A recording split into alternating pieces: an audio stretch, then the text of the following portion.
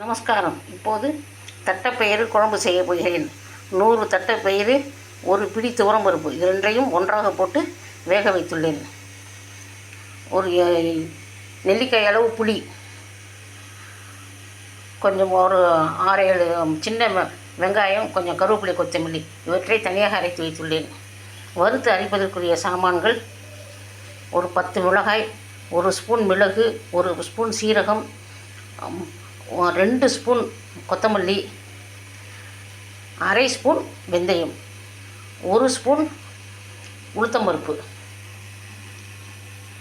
2 spoon வறுக்காத பச்சைக்கடலை, ஒரு 1/4 மூடி தேங்காய் இவற்றையெல்லாம் வறுத்து அரைப்பதற்கு.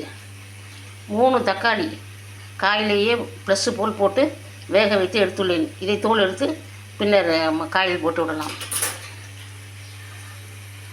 1/4 கிலோ அளவு சுரைக்காய், அதில் ஒரு 100 சின்ன வெங்காயம் போட்டு வேக வைத்து எடுத்துள்ளேன். இனிமேல் எல்லாவற்றையும் சரி செய்து வறுத்து அரைத்து எல்லாவற்றையும் ஒன்றாக போட்டு குழம்பு வைக்க வேண்டியதுதான்.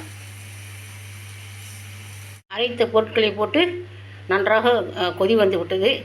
இப்போது அரை ஸ்பூன் சுக்குத்தூள் போட்டிருக்கிறேன். உங்களுக்கு விருப்பமில்லையினால் அரை ஸ்பூன் பெருங்காயத்தூள் போட்டுக்கொள்ளுங்கள், வாயு பிடிக்காது. உப்பு, கொஞ்சம் வெல்லம் போட்டிருக்கிறேன். இப்போது அரைத்த வெங்காயமும் கருவேப்பிலை, கொத்தமல்லி போட்டு மூடி விடலாம்.